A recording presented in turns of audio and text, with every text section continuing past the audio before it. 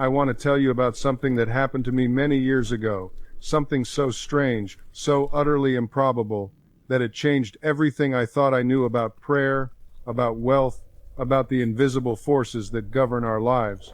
I was sitting in my small study in Los Angeles, bills scattered across my desk like autumn leaves, each one a reminder of lack, each one whispering the old familiar story of not enough. My hands were shaking slightly as I held the final notice from my landlord. I had 30 days. 30 days before everything I had built would crumble. And in that moment of absolute desperation, I did something I had never done before. I stopped begging. I stopped pleading with God like a child asking for candy. Instead, I spoke 30 seconds of words that felt like they came from somewhere beyond my conscious mind. And I am not exaggerating when I tell you this. Within 72 hours, money began flowing toward me from directions I could never have predicted. An old student sent a check for a lecture I had forgotten I gave. A publisher called about a manuscript I thought was rejected.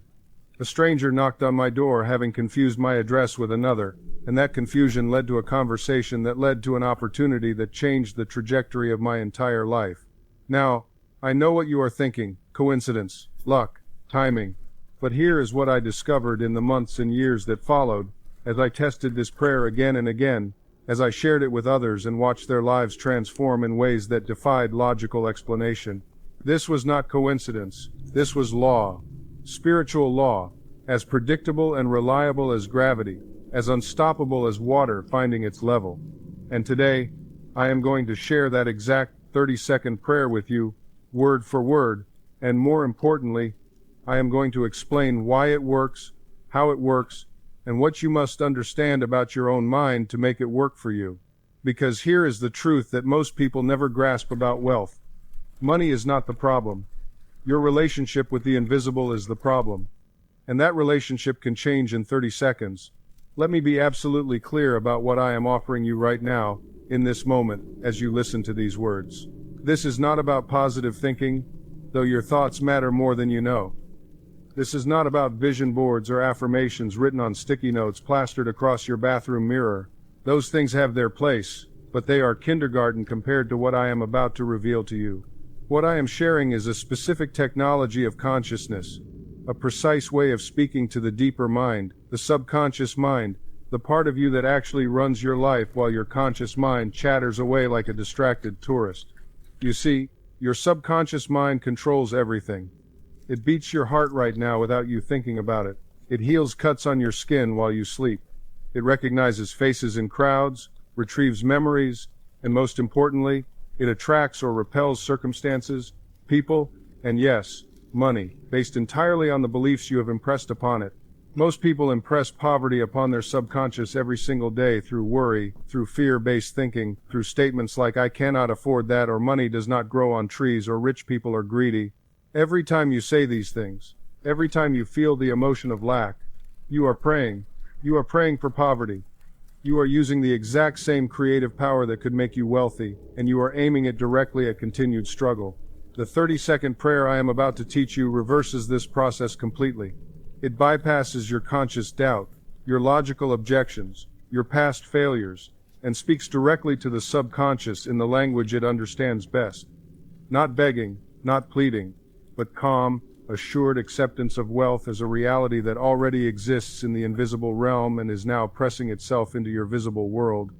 And when you do this correctly, when you truly understand what you are doing, money must come to you, not because you are lucky, not because you are special, but because you have aligned yourself with a law as certain as the law that makes seeds grow into trees. Now let me take you back to that moment in my study, because there is something crucial you need to understand about the circumstances that led me to discover this prayer. I was not a novice. I had already spent years studying metaphysics, years reading the great texts, years teaching others about the power of the mind. And yet there I was, broke, desperate, staring at bills I could not pay. How could this be? How could someone who understood the principles so intellectually be suffering such obvious lack? And that question, that painful contradiction, forced me to confront an uncomfortable truth. Knowing is not the same as believing. Believing is not the same as accepting. And accepting is not the same as embodying. I knew intellectually that the universe was abundant. I believed, in a theoretical way, that my thoughts created my reality. I even accepted, when pressed, that I could probably attract more money if I really tried. But I had not embodied wealth. My body still tensed when bills arrived. My stomach still nodded when I thought about the future. My nervous system was tuned to the frequency of survival, not abundance. And no amount of intellectual knowledge could override that deep, visceral programming. So that night, exhausted from trying, exhausted from failing, I stopped trying to convince myself of anything. I stopped attempting to override my fear with willpower. Instead, I simply asked myself this question: if I already had all the money I needed, if wealth was already mine in some invisible dimension and I was simply waiting for it to materialize, what would that feel like? Not what would I think, what would I feel? And I sat with that question. I closed my eyes and I imagined, not in a desperate, grasping way, but in a calm, curious way, what it would feel like if my bank account was full, if the bills were paid, if I could walk through my days without that constant low-grade anxiety about money. And something shifted. My breathing slowed. My shoulders dropped. A warmth spread through my chest. It was subtle, but unmistakable. For just a moment, I felt wealthy. Not because anything in my external world had changed, but because I had changed my internal relationship to the idea of wealth. And in that state, that feeling state, words came to me. Not from books I had read, not from techniques I had learned, but from somewhere deeper, somewhere beyond my educated mind. And I spoke those words out loud, softly, like a secret being shared between me and the infinite intelligence that governs all things. I am going to share those exact words with you in just a moment. But first you need to understand why they work, because if you treat this like a magic spell, like an incantation that works regardless of your state of consciousness, you will be disappointed. The words matter, yes, but the feeling behind the words matters infinitely more. Let me explain how your subconscious mind actually operates, because once you understand this, everything changes. Your subconscious cannot tell the difference between a real experience and a vividly imagined one. This is not metaphor, this is neuroscience. When you imagine biting into a lemon, your mouth produces saliva. When you imagine standing on the edge of a cliff, your body produces adrenaline. Your subconscious responds to mental images and feelings as if they are real events happening right now. This is why worry works. When you worry about not having enough money, you are not just thinking negative thoughts. You are actively creating the feeling of poverty in your body. Your subconscious feels that poverty, accepts it as reality, and then, this is the crucial part, it begins to organize your perceptions, your decisions, your behaviors to match that reality. You stop seeing opportunities because your mind is tuned to lack. You hesitate when chances appear because your nervous system is calibrated to scarcity. You unconsciously sabotage potential windfalls because they do not match the identity you have accepted as yours. But, and this is where the miracle happens, the exact same process works in reverse. When you create the feeling of wealth in your body, when you genuinely feel, even for 30 seconds, that you are already wealthy, your subconscious accepts that as reality. And it immediately begins reorganizing your perceptions, your decisions, your behaviors to match this new reality. Suddenly you notice opportunities that were always there but invisible to you before. You feel confident enough to take actions you would have avoided yesterday. You attract people and circumstances that match your new vibration because you are literally broadcasting a different signal into the world. This is not wishful thinking. This is not fantasy. This is applied psychology combined with spiritual law, and it works every single time it is properly applied. So here is the prayer, the exact 30 seconds that changed my life, and has changed the lives of countless others I have shared it with over the decades. But before I give you the words, I want you to do something right now. I want you to stop whatever else you are doing. If you are washing dishes, stop. If you are driving, pull over for just a moment when it is safe. If you are walking, stand still. Because I want you to speak these words with me, not just hear them, but speak them, feel them, let them move through your body like a current of electricity connecting you to the source of all supply. Are you ready? Here it is. Infinite intelligence within me, I accept with calm certainty that infinite wealth is flowing to me now. Every atom of my being is magnetized to abundance. Money comes to me easily, from expected and unexpected sources. I am a channel for divine prosperity. Wealth is mine by spiritual right. I claim it now with gratitude and peace. Thank you for my inevitable riches. And so it is. That is the prayer. 30 seconds. Maybe 40 if you speak slowly and let each word settle into your consciousness. Now, let me explain why every single word in that prayer was chosen with precision, because each phrase is doing something specific to reprogram your relationship with wealth. Let us start with the opening. Infinite intelligence within me. Notice I am not praying to some distant God in the sky who may or may not hear me, who may or may not grant my request depending on his mood or my worthiness. I am addressing the infinite intelligence within me, the divine presence that lives in my own consciousness, the same creative power that grows flowers and spins galaxies and beats my heart. This subtle shift changes everything, because it removes the middleman. You are not asking permission. You are activating the power that is already yours by virtue of being alive, by virtue of being a focal point of the one infinite mind. This is not arrogance. This is truth. You are not separate from God or source or universe or whatever name you prefer. You are an expression of it, made of it, inseparable from it. And when you pray to the infinite intelligence within you, you are speaking from power, not from weakness. Next, I accept with calm certainty. These 4 words are absolutely crucial, and most people miss their significance entirely. Notice I did not say I hope, or I wish, or I want, or even I will. I said I accept. Acceptance implies that the thing is already done. You do not accept something that might happen someday. You accept a gift that is being handed to you right now. You accept a package that has already been delivered. The word accept puts you in the state of receiving, not chasing. And that phrase, with calm certainty, is equally important. Calm, because desperation repels wealth. Certainty, because doubt blocks manifestation. When you combine calm with certainty, you create the exact emotional state that opens the channels for money to flow. Think about how you feel when you know, absolutely know, that something good is coming. Maybe you are waiting for a paycheck that is definitely in the mail, or a refund that has definitely been approved, or a gift from someone you trust completely. There is no anxiety in that waiting. There is calm certainty. You know it is coming, so you relax. That is the state you must cultivate with this prayer. Not hoping wealth might come, knowing it is already on its way.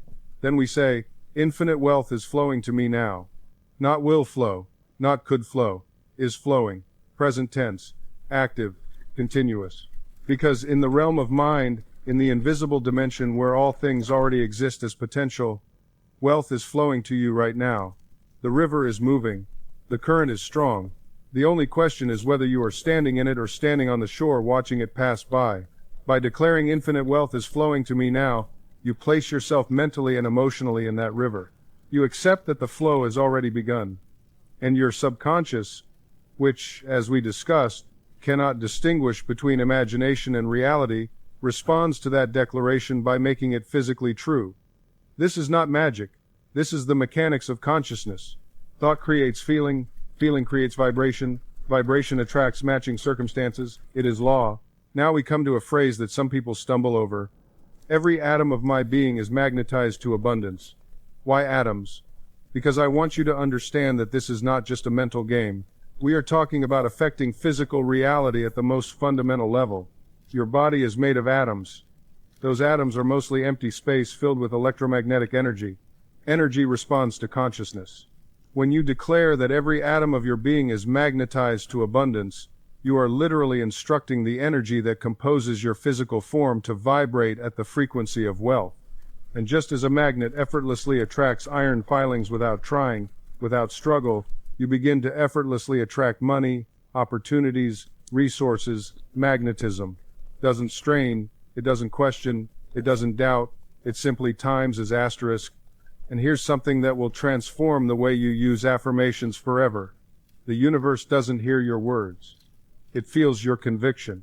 I've watched people recite affirmations mechanically, like reading a grocery list, and wonder why nothing changes. They're speaking English, but their subconscious speaks the language of feeling. You can say I am wealthy 1,000 times. But if underneath those words lives a trembling fear of the next bill, a gnawing anxiety about tomorrow, then times that times is what you're truly affirming. This is why I tell you, marry your affirmation to the feeling of its fulfillment. When you say money flows to me easily and constantly, Stop for a moment. Close your eyes. Feel the relief. Feel the freedom. Feel what it's like to check your bank account and smile. Feel the warmth of security wrapping around your shoulders like a favorite coat. That feeling, that emotional signature, is the real affirmation. The words are just the vehicle. Let me share something that happened just last month. A woman approached me after one of my lectures, tears streaming down her face. She said, "Dr. Murphy, I've been saying affirmations for 3 years. Nothing has changed. I still can't pay my rent." I asked her to say one of her affirmations for me. She closed her eyes and said, very earnestly, "I am financially abundant." But I heard something else. I heard the silent suffix she was adding, asterisk, but I'm not really asterisk. I heard the doubt, the fear, the disbelief. I told her, "You're not affirming abundance. You're affirming the absence of it and hoping the words will somehow override your true belief." Her eyes widened. We spent the next hour reconditioning her approach. Instead of trying to convince herself of something she didn't believe, we started smaller, with affirmations her subconscious could accept. I am open to financial improvement. Money can come to me in unexpected ways. I am learning to receive. Within 6 weeks, she received an unexpected tax refund, a freelance opportunity appeared, and her sister repaid a loan she'd written off years ago. The transformation wasn't in the money itself, it was in her relationship with possibility. She stopped being at war with her own mind. This is what most people miss about affirmations. They think the words themselves have magic. They don't. The magic is in the bridge they build between your conscious desire and your subconscious acceptance. When that bridge is solid, manifestation isn't a struggle, it's inevitable. Let me give you another example, one that shows how dangerous contradictory beliefs can be. A man came to one of my lectures years ago, desperately wanting to heal a chronic back condition. He'd been to doctors, chiropractors, physical therapists, nothing worked. He started using affirmations. "My back is strong and healthy. I am completely healed." But whenever he said these words, he felt resistance, a tightness in his chest, a voice that whispered, "Who are you kidding?" We sat down together, and I asked him to tell me about his back pain, not the medical history, but what it meant to him. And here's what emerged. His back pain started right after he took a promotion at work, a job he secretly hated. The pain gave him an excuse to miss the long meetings. It gave him sympathy from his wife, who'd been distant. It gave him an identity in his social circle. He was the guy with the bad back, and people asked about him, remembered him. His subconscious mind wasn't sabotaging him, it was protecting him. The pain served a purpose, and until we addressed that purpose, no affirmation in the world could override it. We changed his approach entirely. Instead of affirming health, we worked on affirming what he truly wanted underneath. I have the courage to make choices that honor my well-being. I deserve work that fulfills me. I am worthy of attention and love without needing to suffer. Within 3 months, he'd left that job. 2 months after that, the back pain that had plagued him for 5 years diminished to the point where he barely noticed it. The body keeps score. The subconscious keeps score. You cannot lie to it with pretty words while your deeper mind is screaming something else entirely. This is why I say the subconscious mind is impersonal but not indifferent. It will accept what you genuinely impress upon it, but it will reject what contradicts the beliefs already embedded there. When I work with people who struggle to manifest their desires, I often find the same pattern emerging. They tell me they want prosperity, yet when I probe deeper, they reveal beliefs about money being corrupt, or wealthy people being greedy, or themselves being unworthy of abundance. These contradictory beliefs act like anchors, holding them in place even as they try to sail forward. Your subconscious mind doesn't care about the logical arguments you make to yourself. It doesn't respond to intellectual reasoning the way your conscious mind does. Instead, it responds to feeling, to conviction, to the emotional tone that accompanies your thoughts. This is why a person who worries intensely about becoming ill often does become ill, while someone who worries half-heartedly about the same thing may remain perfectly healthy. The difference lies not in the thought itself, but in the feeling conviction behind it. I want you to understand something crucial here. Your subconscious mind is always working. It never sleeps, never rests, never takes a vacation. While you consciously think about one thing, your subconscious is processing thousands of operations, maintaining your heartbeat, regulating your temperature, healing cuts, digesting food, and yes, creating circumstances that match your dominant mental patterns. This is why casual, wishful thinking produces no results. You cannot simply say, "I want to be successful" a few times and expect miracles. What you must do is impress the feeling of success so deeply into your subconscious mind that it becomes your natural state of being. You must think from the end result, not of the end result. There is a profound difference between these two approaches. When you think of something, you are separate from it, looking at it from the outside. When you think from something, you have assumed it to be true, you are living in its reality. A person who thinks of being wealthy is still identifying as poor. A person who thinks from wealth has already accepted prosperity as their natural state.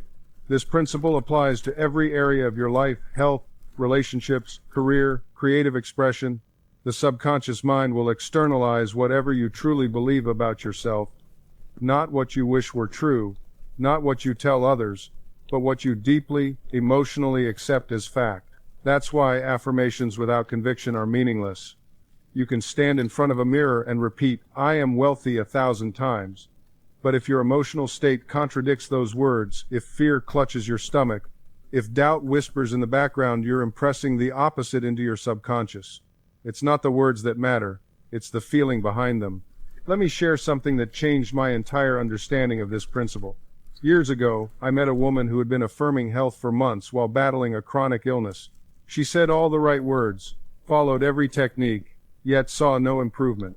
When I asked her to describe what she felt when she affirmed, "I am healthy," she paused, then admitted, "I feel like I'm lying to myself." There it was, the emotional truth beneath the words.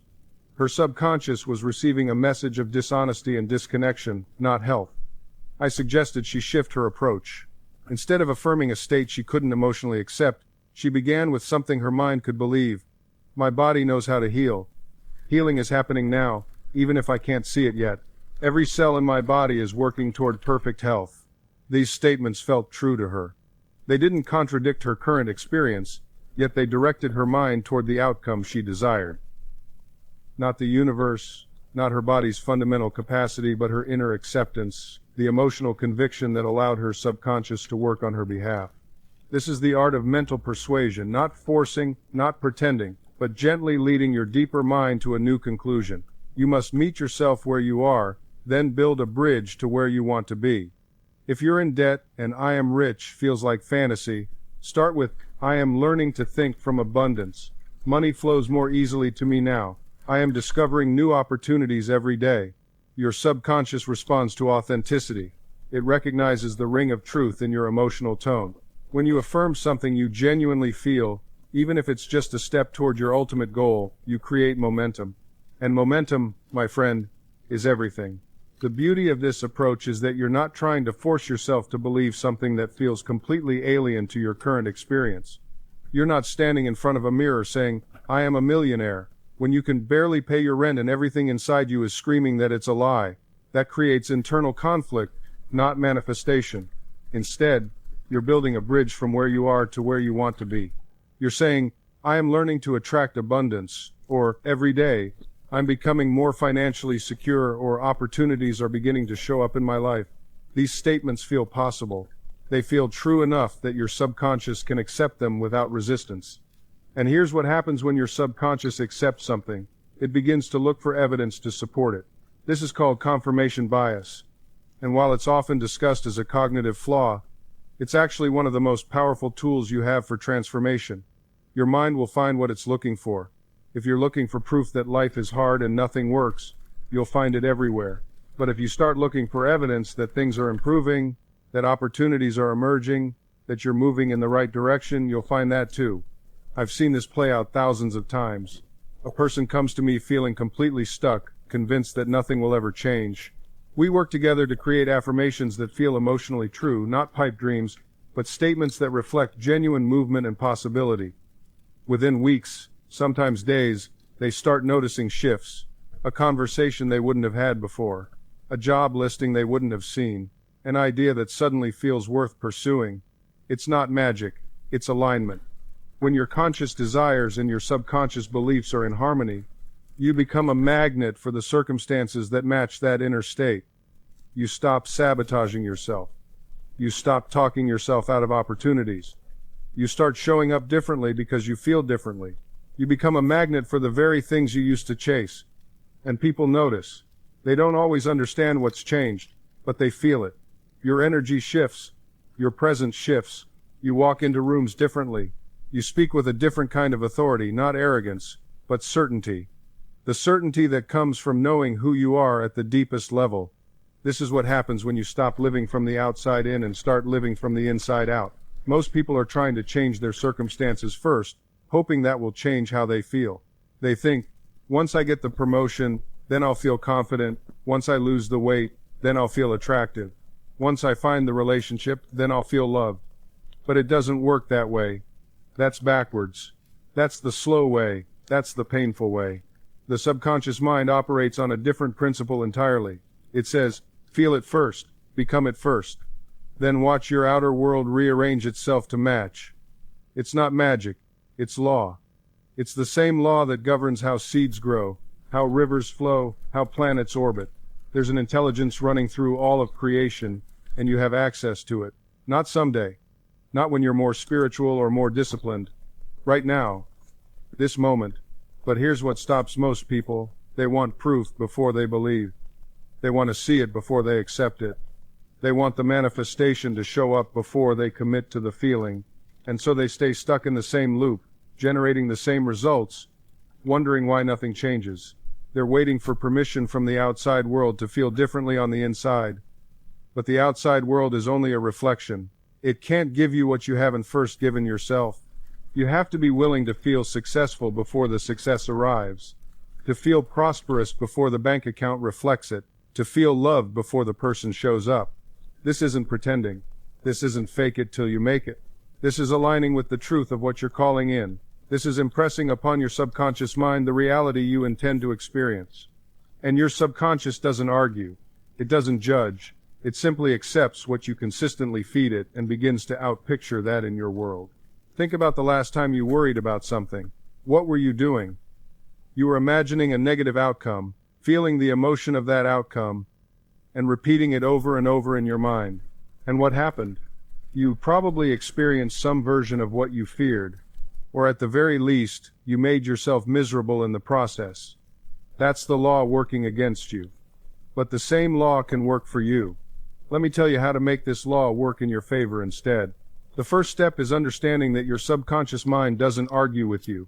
It doesn't question whether what you're feeding it is true or false, good or bad, constructive or destructive. It simply accepts what you impress upon it and begins to express it in your experience. Think of it as the most obedient servant you could ever have, completely loyal, never questioning, always working to manifest whatever you consistently believe. This is why affirmations are so powerful when used correctly. I'm not talking about mindlessly repeating words you don't believe. That's just noise. I'm talking about statements that you feel deeply, that resonate with the truth you want to establish in your consciousness. When you say something like, I am confident and at peace, and you feel the reality of those words, you're impressing that pattern onto your subconscious mind. Here's where most people go wrong with affirmations. They try to use them as band-aids on top of festering wounds of doubt. They'll say, I am wealthy 50 times in the morning while their dominant feeling throughout the day is anxiety about bills. And then they wonder why nothing changes. The subconscious doesn't respond to words alone, it responds to feelings and beliefs. It's the emotional conviction behind the thought that gives it power. Let me give you a practical example. Suppose you're facing a difficult conversation with someone, maybe a confrontation you've been avoiding.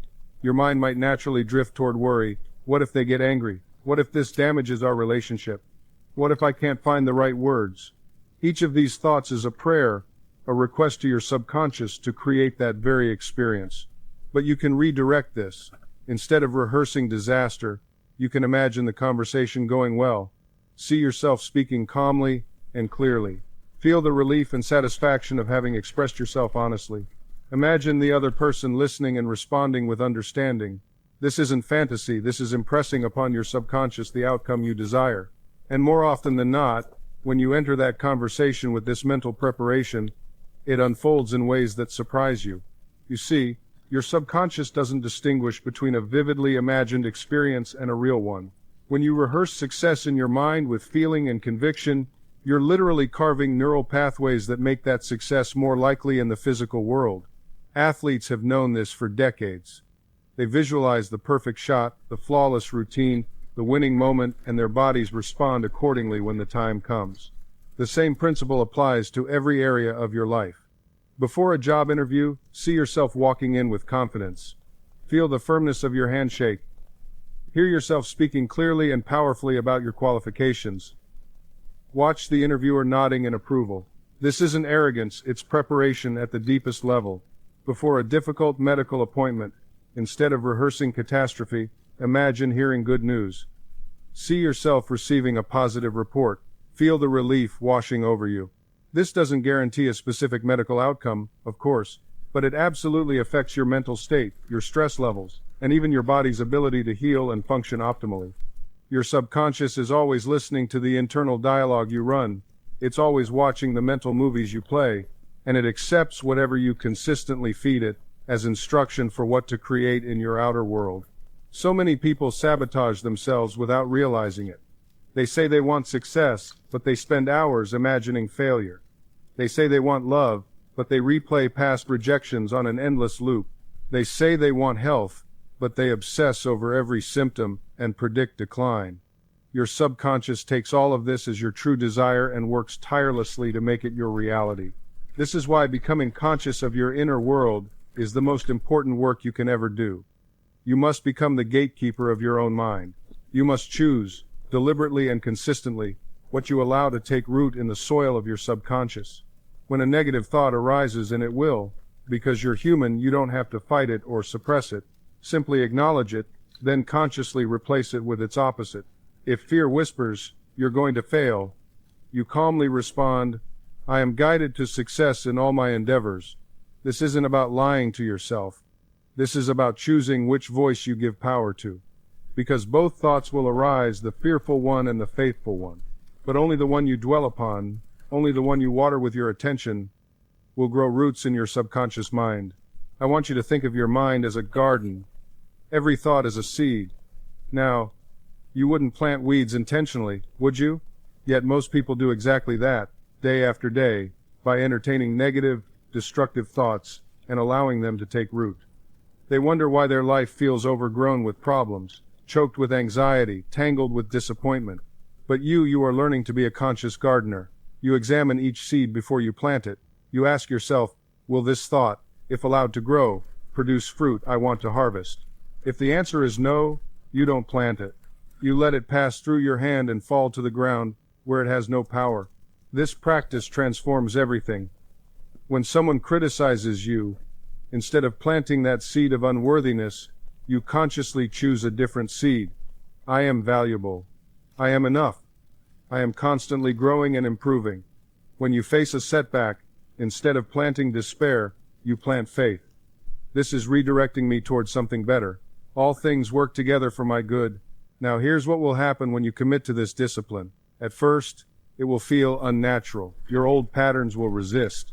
Your ego will say, "This is foolish. This is denial. You're just pretending." That voice is loud because it's been in charge for so long. It doesn't want to lose its authority over you. But if you persist, if you gently, patiently, consistently choose your thoughts rather than being chosen by them, something miraculous occurs. The new patterns begin to feel natural. The affirmations that once felt foreign begin to feel like home.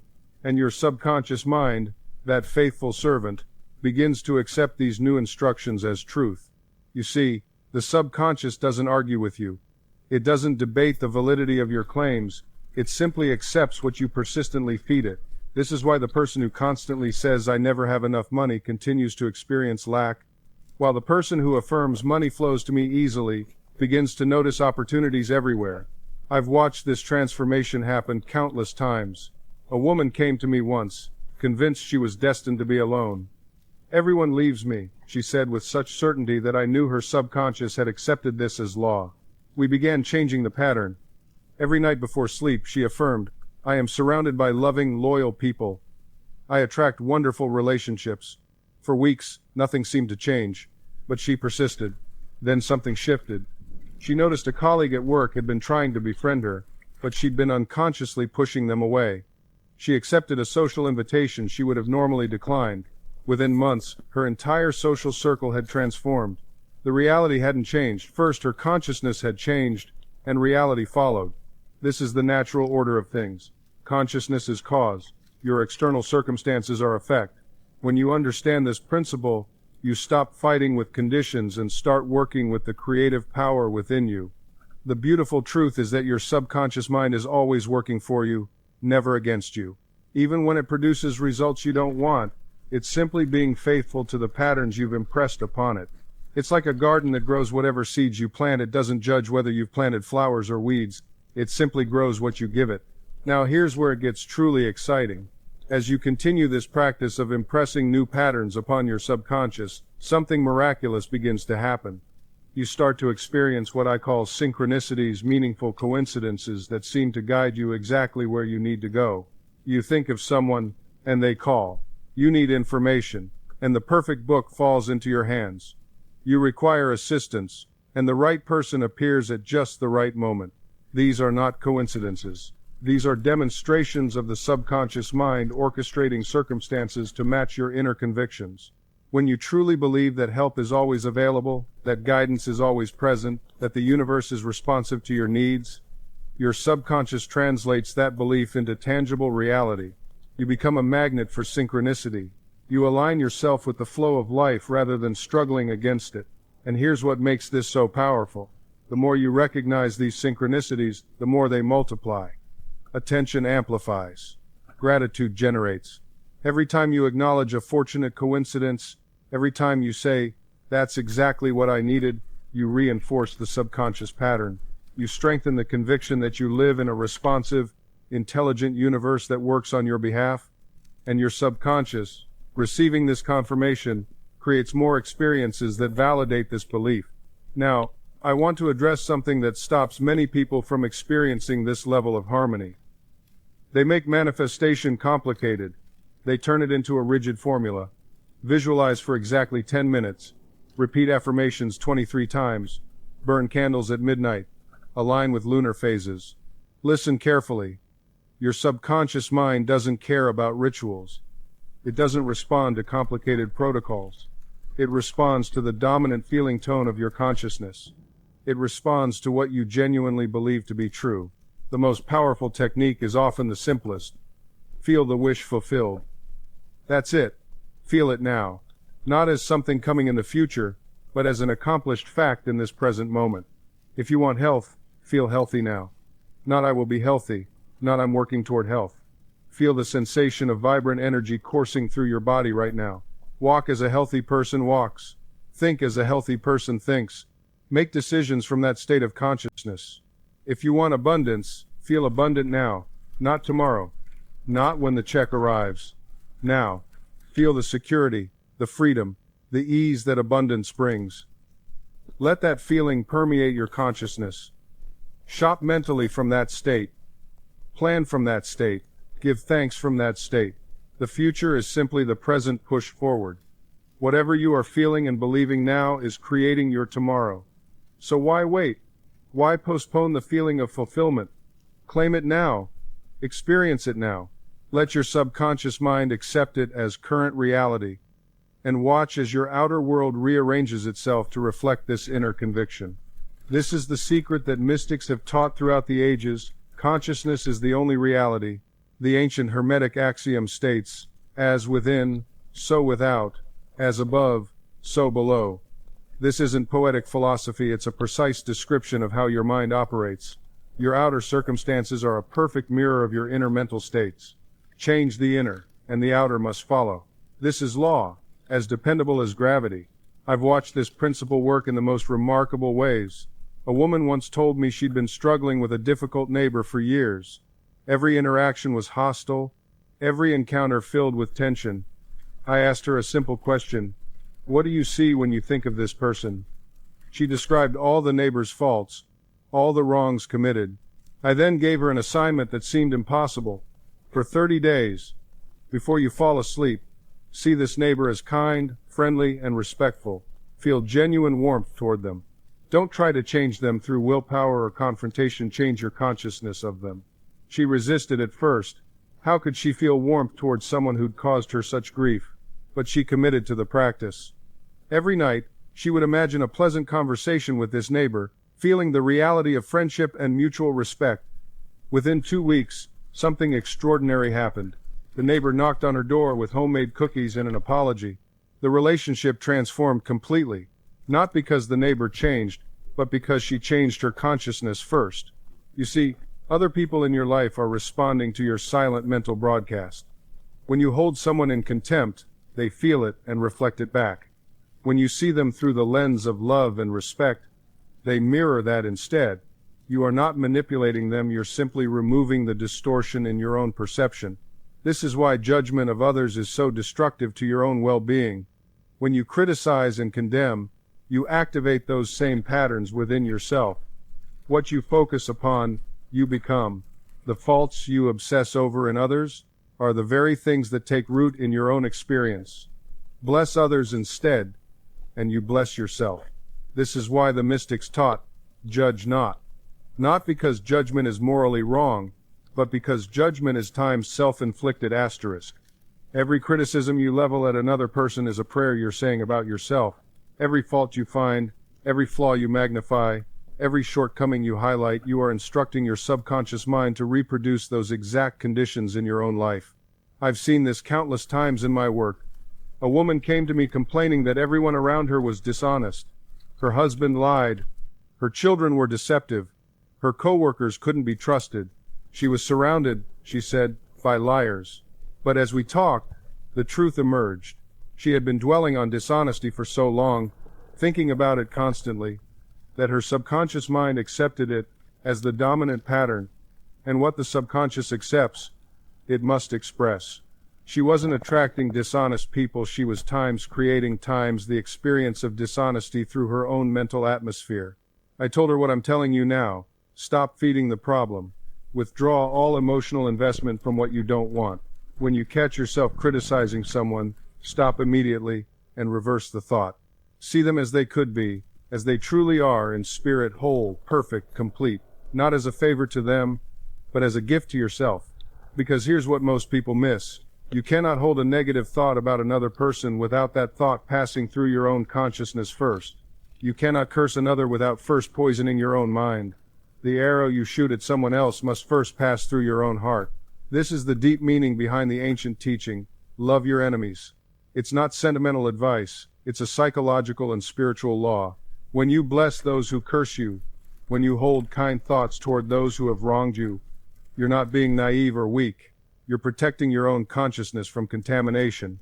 You're refusing to let their negativity colonize your inner world. And something miraculous happens when you do this consistently.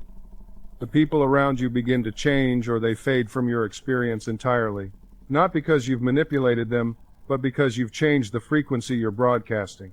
You've altered your mental atmosphere, and like attracts like, you begin to draw toward you people who match your new vibration of peace and goodwill. Your subconscious mind is always listening. It doesn't judge your thoughts as good or bad. It simply accepts them and works to make them real. This is why your inner dialogue matters so profoundly. Every time you say to yourself, I can't afford this, your subconscious accepts that as a command. It begins to arrange circumstances that align with that belief. Conversely, when you affirm, money flows to me easily and naturally, you're giving your subconscious a different set of instructions entirely. I want you to understand something crucial here. Your subconscious doesn't argue with you. It doesn't say, are you sure about that? It simply says, yes, master, and gets to work. This is both the magnificent power and the sobering responsibility you carry every single day. Think about the person who constantly says, I always get sick in the winter. Year after year, like clockwork, they catch every cold and flu that comes around. They've programmed their subconscious to expect illness. Their immune system, influenced by their beliefs, responds accordingly. Now consider the person who affirms, I am healthy, strong, and resilient. Their body receives a completely different message. Their cells respond to that expectation of vitality. Your subconscious is the most faithful servant you will ever have. It never takes a day off. It never questions your authority. It works 24 hours a day to manifest whatever you consistently impress upon it. This is why the technique of repetition is so powerful. When you repeat an affirmation with feeling, with conviction, you're literally writing new software for your subconscious mind. Let me share something I've observed countless times. When someone comes to me struggling with poverty, I often ask them to monitor their thoughts for just one day. What they discover astounds them. Hundreds of times throughout the day, they're thinking thoughts of lack, limitation, and fear. I can't pay this bill. I'll never get ahead. Rich people are lucky, and I'm not. Each thought is a seed planted in the fertile soil of the subconscious. But here's the beautiful truth. You can change this pattern right now, this very moment. You don't need permission from anyone. You don't need special credentials or years of training. You simply need to become aware of what you're thinking and feeling, and then consciously choose to think and feel something better. When a negative thought arises, and they will arise because you've practiced them for years, don't fight it. Don't resist it. Simply acknowledge it, and then replace it with its opposite. If you catch yourself thinking, "I'll never have enough," pause and say, "I am abundantly supplied with everything I need." Say it with feeling. Say it as though it's already true. This is the key to reprogramming your subconscious mind. You cannot simply suppress a negative thought and expect it to disappear forever. Nature abhors a vacuum. If you don't fill that mental space with something constructive, the old pattern will rush back in. Instead, you must consciously replace the negative with the positive, the fearful with the faithful, the limiting with the limitless. Let me give you a practical example. Suppose you're facing a difficult situation at work. Perhaps you're being considered for a promotion, but you find yourself thinking, "They'll never choose me. I'm not qualified enough. Someone else deserves it more." These thoughts feel natural, don't they? They seem like you're just being realistic, protecting yourself from disappointment. But here's what's really happening. You're programming failure into your subconscious mind. You're creating the exact outcome you claim to fear. Your subconscious accepts these statements as instructions and begins to orchestrate circumstances that align with them. You might sabotage your own presentation, or unconsciously communicate doubt in your interactions, or simply radiate an energy of unworthiness that others pick up on. Now, catch yourself in that moment. Recognize the pattern. Then deliberately, consciously, replace it. "I am fully qualified and prepared for this opportunity. The right position is seeking me out. I accept this promotion with gratitude and confidence." Feel the difference? Can you sense how this shifts something inside you? The subconscious doesn't argue with you. It doesn't debate whether you're telling the truth. It simply accepts what you consistently impress upon it. When you affirm these positive truths with feeling and conviction, your subconscious begins to reorganize your outer world to match your inner declarations. I want you to understand something profound. Your subconscious mind is always listening. It's recording every thought, every word, every emotional response. It's like a faithful servant that never questions your orders. If you consistently tell it you're unlucky, it will produce unlucky circumstances. If you tell it you're blessed and fortunate, it will reveal opportunities you never noticed before. This is why I emphasize feeling. Words alone are not enough. You must feel the truth of what you're affirming. When you say, "I am prosperous," don't just mouth the words mechanically. Close your eyes for a moment and feel what prosperity feels like. Imagine the relief, the freedom, the joy of having your needs abundantly met. Let that feeling wash over you. That emotional charge is what impresses your subconscious mind. Your subconscious doesn't argue with you. It doesn't say, "Well, that's impossible," or "You don't deserve that." It simply accepts what you impress upon it with feeling and belief. This is why two people can affirm the same words, yet one experiences results while the other experiences nothing. The difference lies not in the words themselves, but in the emotional conviction behind them. Think of your subconscious mind as fertile soil. If you plant seeds of prosperity with genuine feeling, if you water them with faith and expectation, they must grow. It's a law as certain as the law of gravity. But if you plant those same seeds while simultaneously doubting, worrying, and expecting failure, you're pulling up the seeds before they can take root. I've seen this pattern countless times. Someone comes to me and says, "Dr. Murphy, I've been affirming prosperity for months, but nothing's changed." When I inquire further, I discover they're affirming prosperity for 5 minutes in the morning, then spending the rest of the day complaining about bills, worrying about expenses, and mentally rehearsing scenarios of lack. They're planting seeds of abundance in the morning and then flooding the garden with the poison of fear all day long. You cannot do this and expect results. Your subconscious is always listening, always recording, always responding to your dominant mental attitude. It's not enough to think right thoughts occasionally. You must cultivate a consciousness of wealth, a habitual awareness of abundance. Now, let me address a question that often arises. Dr. Murphy, what if I need money immediately? What if I can't wait for seeds to grow? I understand this concern.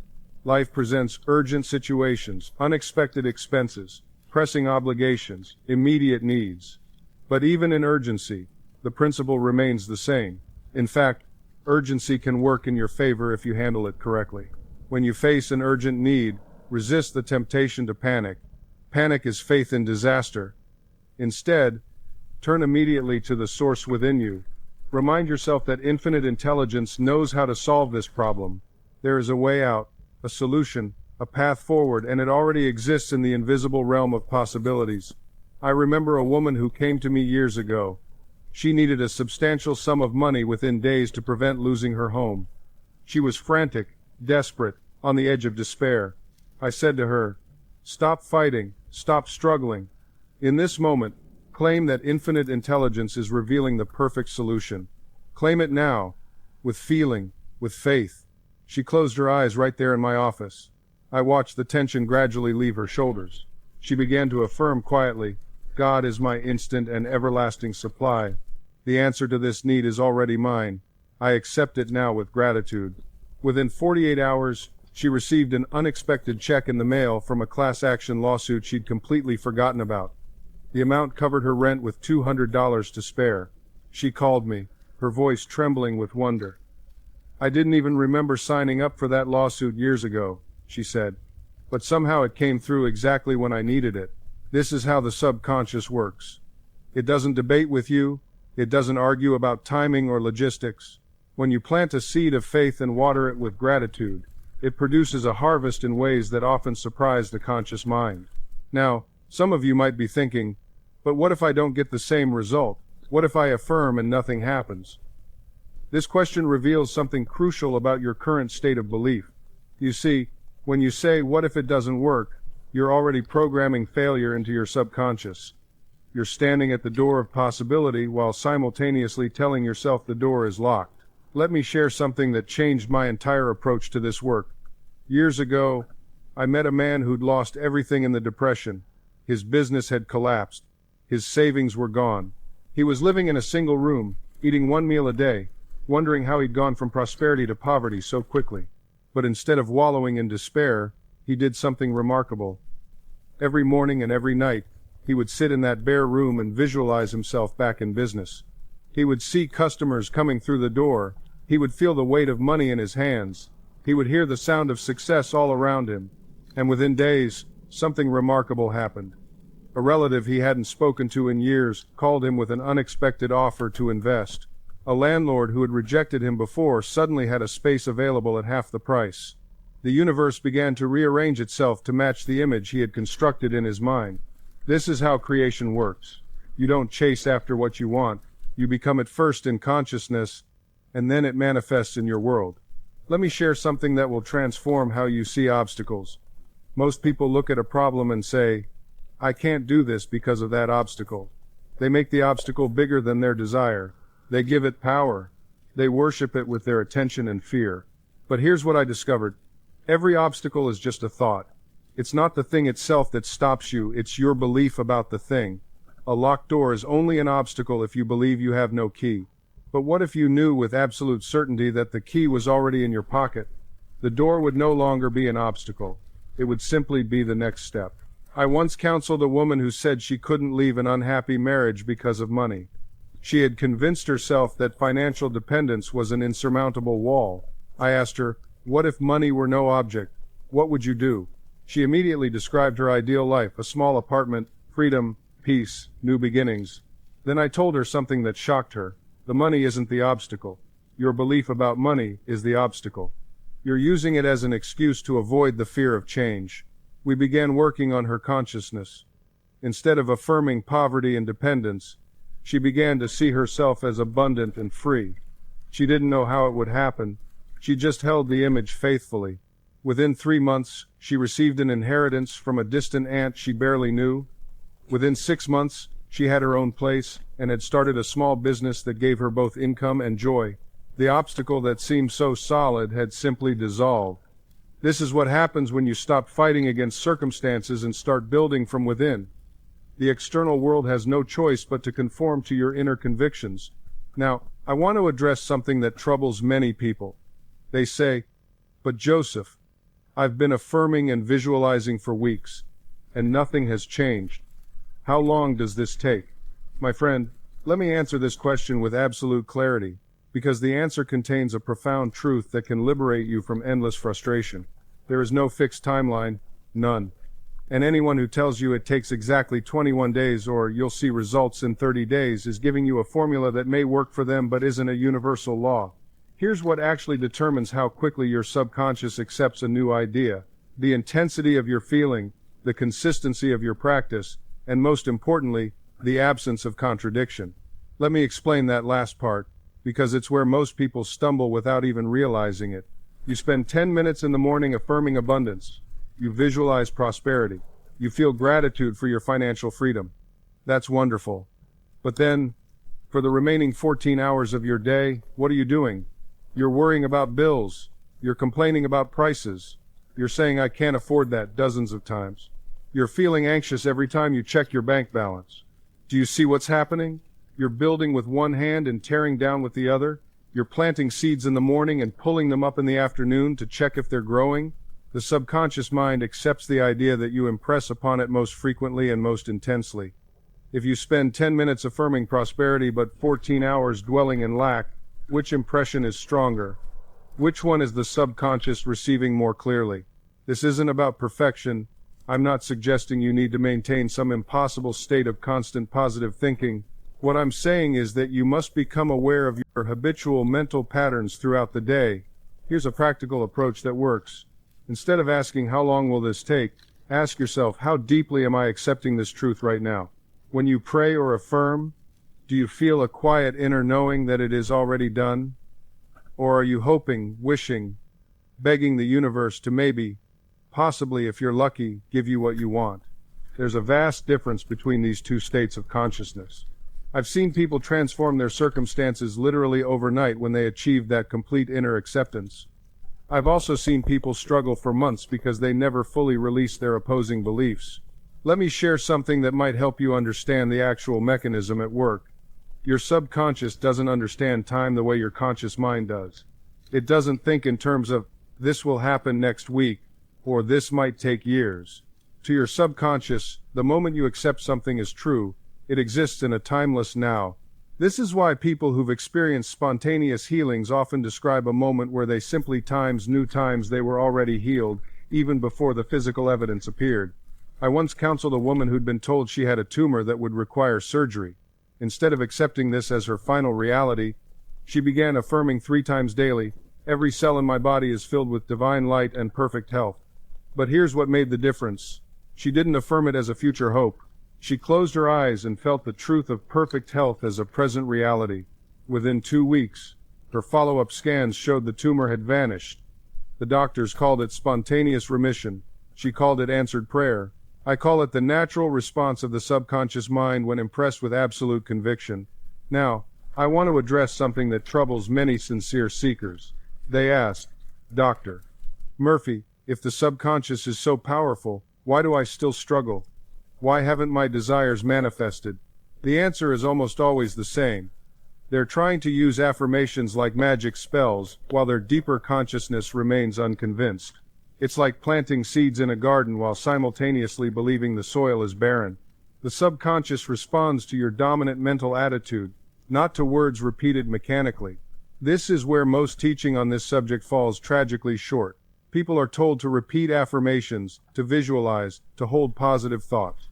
And these tools times work, but only when they succeed in convincing your subconscious of a new truth. The technique is never the power. The power is always the belief accepted by your deeper mind. Let me be direct with you. If you're affirming abundance while feeling poor, you're impressing poverty. If you're visualizing health while consumed by fear of disease, you're impressing illness. The subconscious doesn't respond to what you consciously want. It responds to what you subconsciously believe and feel. This isn't meant to discourage you. It's meant to free you from ineffective methods and show you what actually works. So what does work?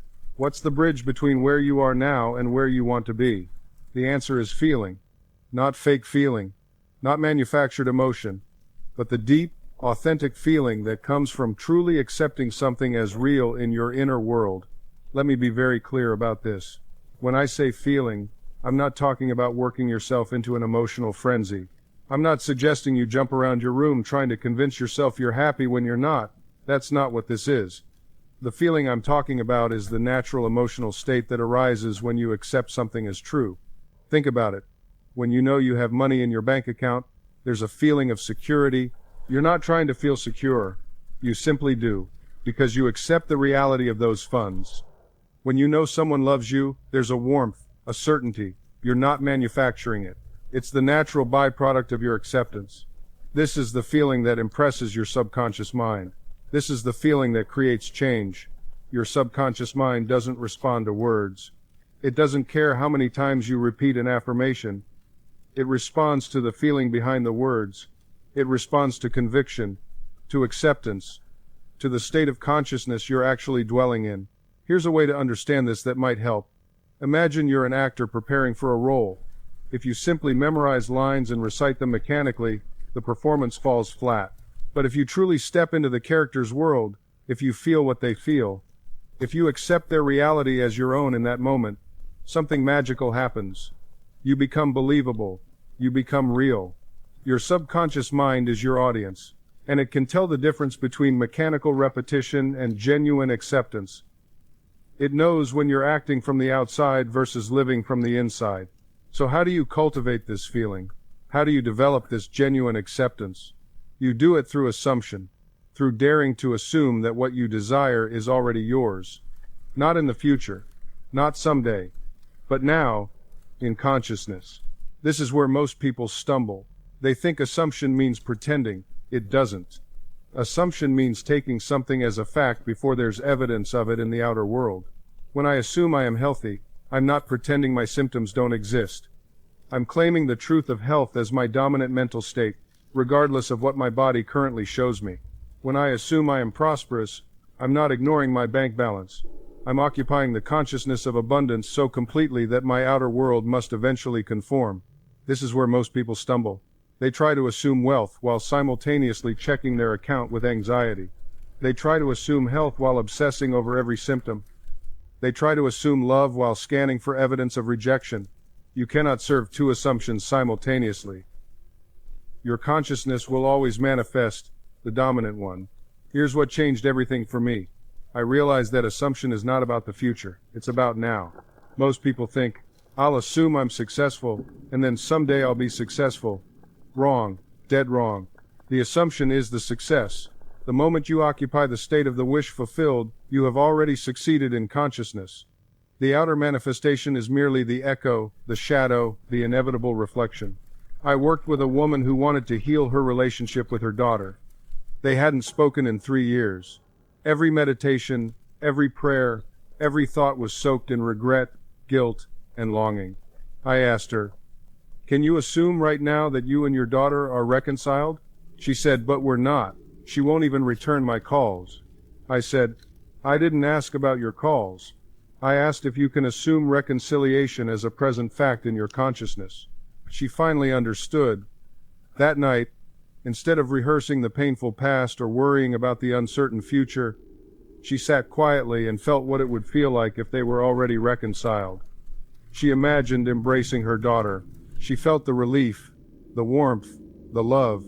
She did this every night for 2 weeks, not as a bargaining tool with the universe, not as a technique to manipulate her daughter, but as a claim of truth in consciousness. On the 16th day, her daughter called. They met for coffee. Within a month, they were closer than they'd been in a decade. Was it coincidence? Was it magic? Neither. It was law.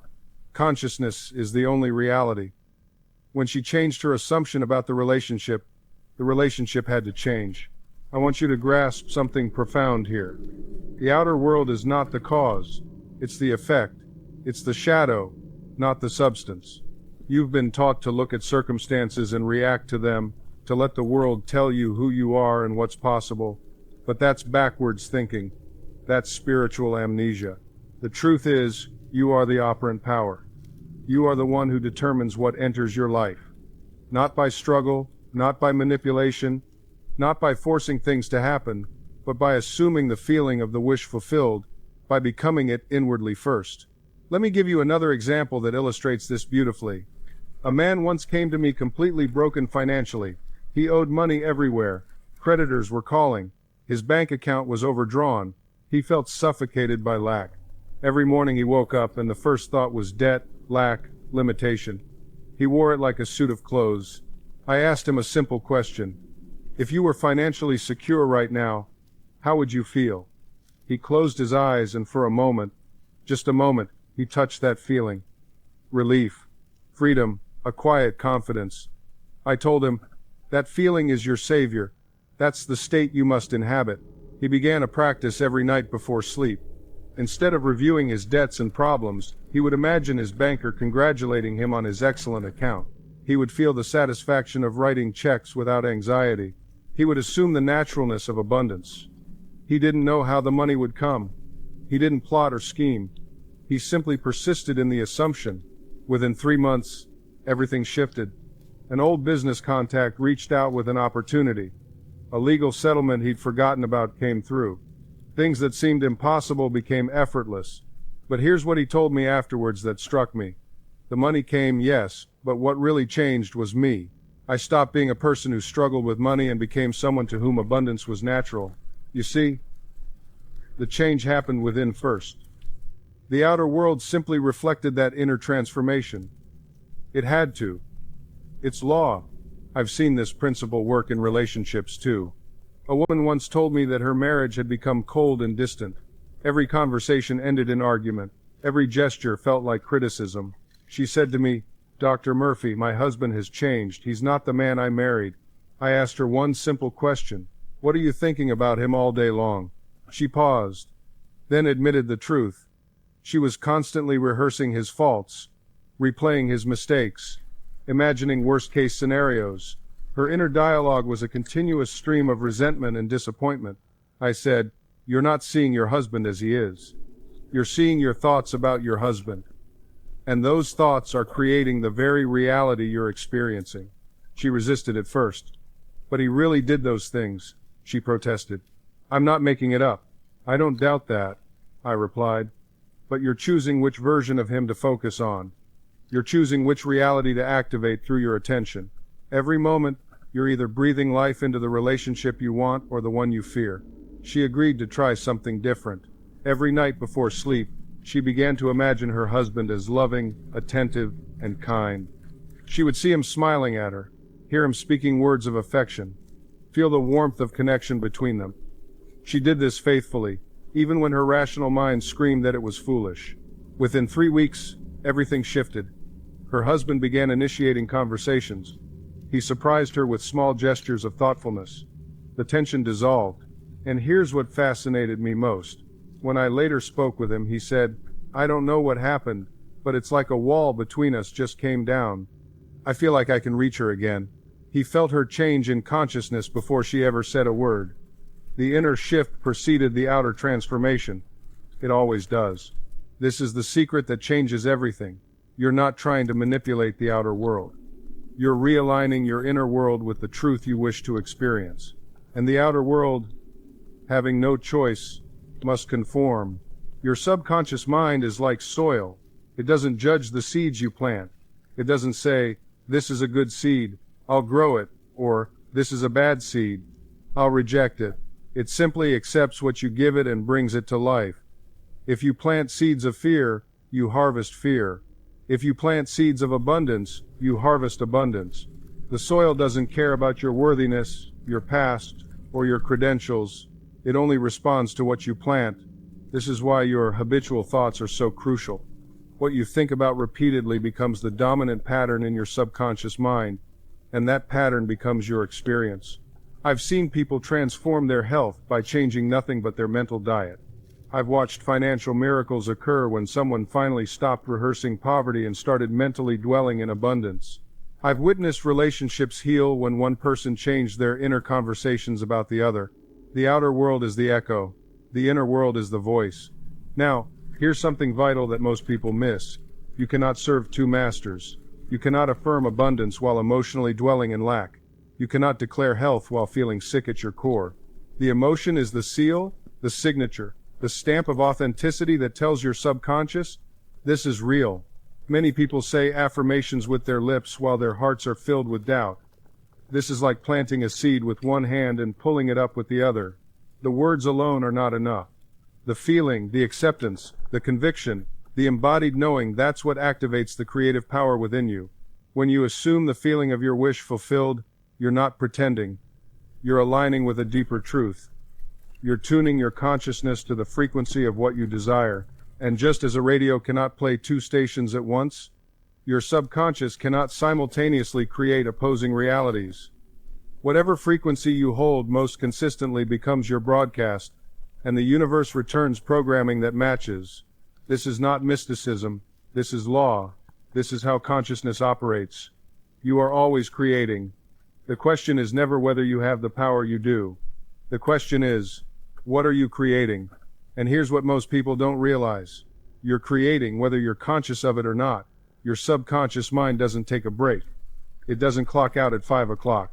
While you sleep, while you eat, while you scroll mindlessly through your phone, it's working.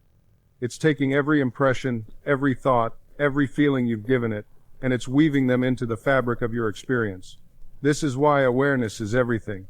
When you become conscious of what you're impressing upon your subconscious mind, you become the deliberate architect of your life, instead of a passive victim of circumstance. Let me give you something practical. Right now, in this moment, what are you predominantly thinking about? Not just the surface thoughts, the deeper currents. What are you worried about? What are you hoping for? What stories are you telling yourself about who you are and what's possible for you? Those stories, those habitual thought patterns, they're not just mental chatter, they're creative forces. They're instructions you're giving to the most powerful servant you'll ever have, your subconscious mind. And here's the beautiful part. You can change the instructions anytime you want. You're not locked into yesterday's thinking. You're not bound by last year's beliefs. The subconscious mind lives in the eternal now. It accepts what you give it today. So if you've been creating experiences you don't want, lack, limitation, illness, loneliness, you can stop. Not someday. Not when conditions are right. Now, this moment, you stop by withdrawing your mental and emotional energy from those patterns and redirecting it toward what you actually desire. Think of it like this. Your attention is like sunlight. Whatever you shine it on grows. If you're constantly focused on problems, problems will flourish in your life. If you focus on possibilities, on solutions, on the good you desire, that's what expands. This isn't just positive thinking. This is understanding the mechanics of creation itself. You are always feeding something with your attention. You're always watering some seed in the garden of your mind. The universe doesn't judge which seeds are good or bad, it simply brings forth whatever you've cultivated. So the question becomes, what are you planting today? What thoughts are you returning to, again and again? What images are you holding in your mind's eye as you fall asleep at night? Because those repetitive mental patterns, those are the seeds that will determine your harvest. I've watched people transform their entire lives simply by changing what they focused on in the final moments before sleep. Instead of rehashing the day's frustrations, they began to imagine their desired outcome as already complete. Instead of worrying about tomorrow's challenges, they felt the feeling of their wish fulfilled. And within weeks, sometimes days, their external world began to shift. This isn't magic, it's law. It's the law of consciousness, as reliable as the law of gravity. Your subconscious mind is most receptive in those twilight moments between waking and sleeping. That's when the critical, analytical, conscious mind begins to step aside, and the deeper mind, the part of you connected to infinite intelligence, becomes impressionable. When you plant a seed in that fertile soil, when you impress upon your subconscious the feeling of your desire already realized, you set forces in motion that your conscious mind cannot even comprehend. You don't need to know how times it will happen. That's not your job. Your job is to plant the seed with feeling, with conviction, with faith. Your job is to assume the feeling of the wish fulfilled and to persist in that assumption until it hardens into fact. The universe, the creative power within you, will handle the details.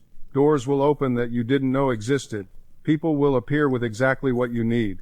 Circumstances will arrange themselves in ways that seem almost miraculous, but they're not miracles. They're the natural result of aligning your inner world with your desired outer world. So tonight, before you sleep, I want you to do something different. Don't replay your problems. Don't rehearse your fears. Don't give energy to what you don't want. Instead, construct a scene that implies your wish is already fulfilled. Make it simple. Make it real. See it. Feel it. Believe it. And fall asleep in that feeling.